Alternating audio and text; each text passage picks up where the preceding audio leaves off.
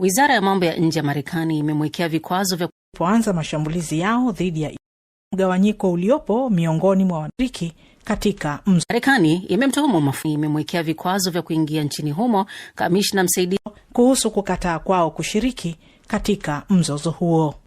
Asante sana Zainab Aziz kwa ripoti hiyo.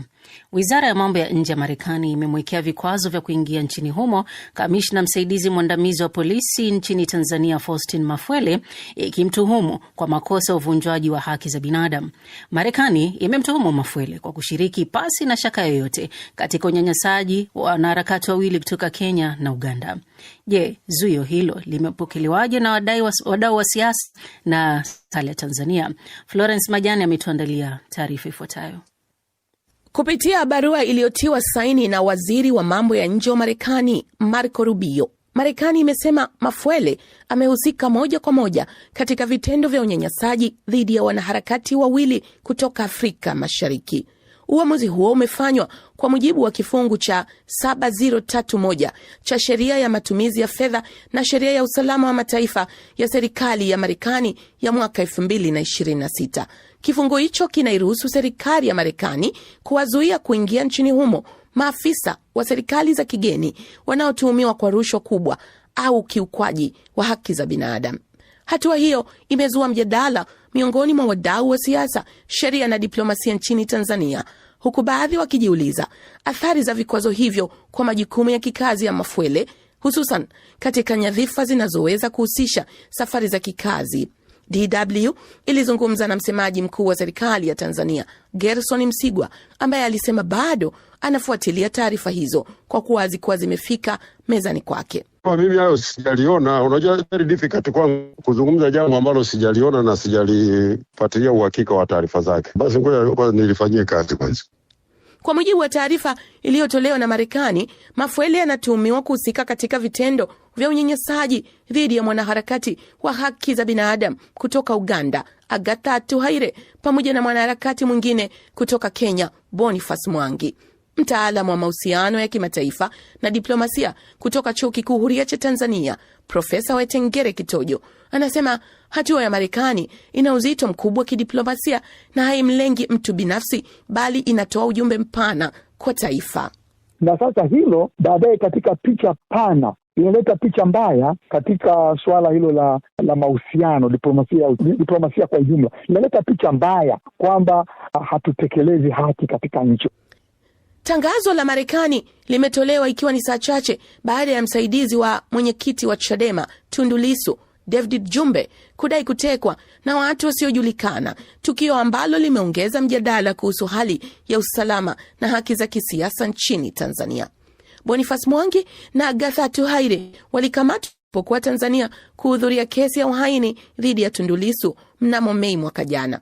Baada ya kuachiwa na kurejea katika nchi zao, walitoa madai ya kufanyiwa vitendo vya unyanyasaji na uvunjwaji wa haki za binadamu walipokuwa chini ya vyombo vya dola.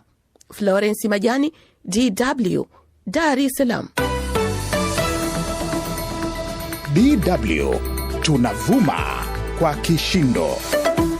Na tunapozidi kusonga mbele ni kwamba mkurugenzi mtendaji wa shirika la kutetea haki za binadamu la Human Rights Watch, Philippe Bolopion, ameitaka serikali ya Jamhuri ya Kidemokrasia ya Kongo kuheshimu uhuru wa kujieleza, kusitisha ukamataji na vizuizi vya kiholela na kuhakikisha uwajibikaji kwa ukiukaji wa haki za binadamu. Saumu Njama na ripoti kamili.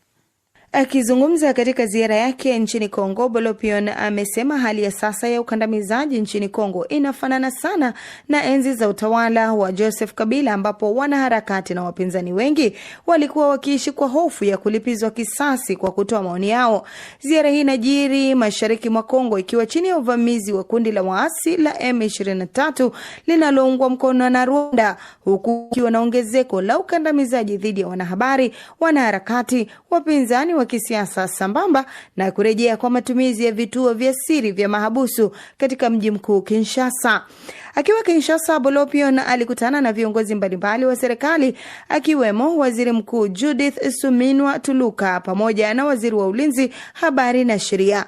Pia alizungumza na waathirika wa ukiukwaji wa haki za binadamu, viongozi wa dini na asasi za kiraia, wanaharakati wa haki za binadamu, wanachama wa jamii ya Banyamulenge, wanasiasa wa upinzani upinzani pamoja na wanadiplomasia wa kigeni. Human Rights Watch ilibainisha kuwa Baraza la Kitaifa la Ulinzi wa Mtandao CNC limekuwa likiwakamata na kuwaficha watu bila ya kuwafikisha mahakamani. Baadhi ya familia zilisema hawajui wapendwa wao walipo, kwani wanapelekwa kwenye maeneo ya siri bila ya mawasiliano na mawakili. Maafisa wa serikali walikiri kuwepo kwa baadhi ya watu wanaoshikiliwa katika kile walichokitaja kama nyumba maalum, wakidai uchunguzi unaendelea kabla ya kuwapeleka kwenye mfumo wa haki.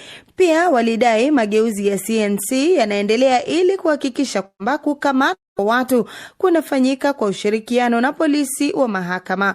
Kwa upande mwingine, wanachama wa upinzani na wanaharakati wameelezea hofu yao kuhusu uwezekano wa kufanyika kwa marekebisho ya katiba yatakayoweza kuongeza muda wa rais zaidi ya vipindi viwili vinavyoruhusiwa kisheria. Bolopion pia amezungumzia ukiukwaji mkubwa wa haki za binadamu unaofanywa na pande zote zinazohusika katika vita vya mashariki mwa Kongo, ikiwemo jeshi la Kongo, wanamgambo wa Wazalendo, makundi yenye uhusiano na serikali pamoja na jeshi la Rwanda na waasi wa M23. Amesisitiza umuhimu wa kuheshimu sheria za kimataifa za kibinadamu, kulindwa kwa raia na kuhakikisha wahusika wa uhalifu wanawajibishwa. Kwa miongo kadhaa sasa, raia wa mashariki mwa Kongo wameendelea kubeba mzigo mkubwa wa mateso yanayosababishwa na vikosi vya serikali na makundi yenye silaha. Aidha, ametoa wito wa kuanzishwa kwa mahakama maalum, mchanganyiko au mfumo mwingine wa kimataifa ndani ya mfumo wa sheria ya Kongo ili kushughulikia uhalifu mkubwa wa zamani na wa sasa. Human Rights Watch pia ilijaribu kuomba mazungumzo na Rais Paul Kagame kuhusu madai ya ukiukwaji wa haki mashariki mwa Kongo, lakini haikupata majibu. Shukran sana Saumu Njama kwa ripoti hiyo. Ethiopia inaandaa uchaguzi mkuu mnamo Juni mosi, huku Waziri Mkuu Abiy Ahmed akiwa amehakikishia ushindi licha migogoro mingi ya silaha na athari za kiuchumi za vita vya Mashariki ya Kati. Josephat Charo na maelezo zaidi.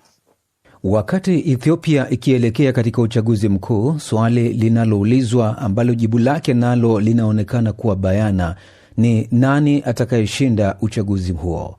Nchi hiyo ya pembe ya Afrika inaelekea katika mojawapo ya uchaguzi ambao hauna ushindani mkubwa. Waziri Mkuu Abiy Ahmed amekuwa madarakani tangu mwaka 2018 na chama chake cha Prosperity Party PP kilishinda kwa wingi viti 485 kati ya 502 katika uchaguzi mkuu uliopita mwaka 2021.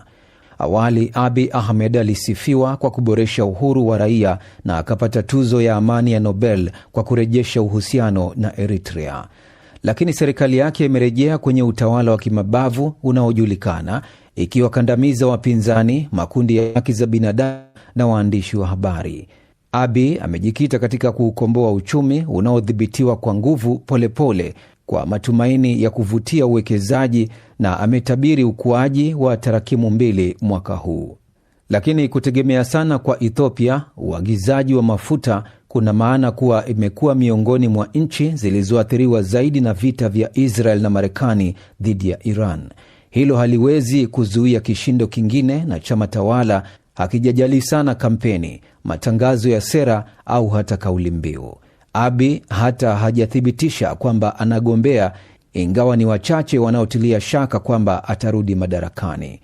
Abel Abate Demisi wa shirika la mawazo la Chatham House aliliambia shirika la habari la AFP kwamba uchaguzi huu wa Ethiopia utakuwa miongoni mwa ule usio na ushindani mkubwa tangu demokrasia ya vyama vingi ilipoanzishwa mnamo mwaka 1991.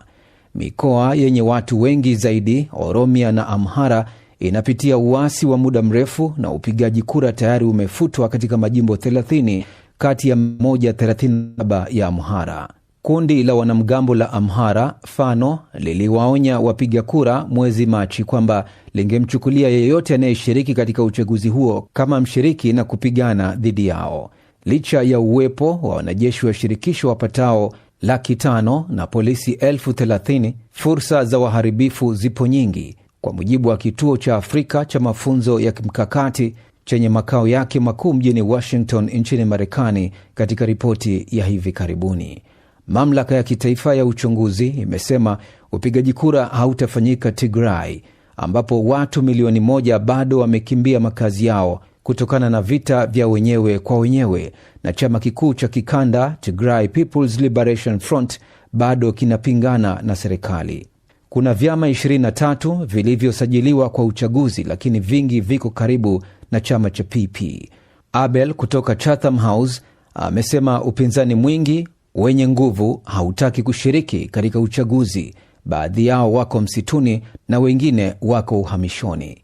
Bajeti ya bir bilioni 10 sawa na dola milioni 64 zimetengwa ili kuandaa uchaguzi katika vituo vya kupigia kura vipatavyo 1049 katika nchi yenye ukubwa wa zaidi ya kilomita za mraba milioni 1.1 sawa na maili za mraba 425,025.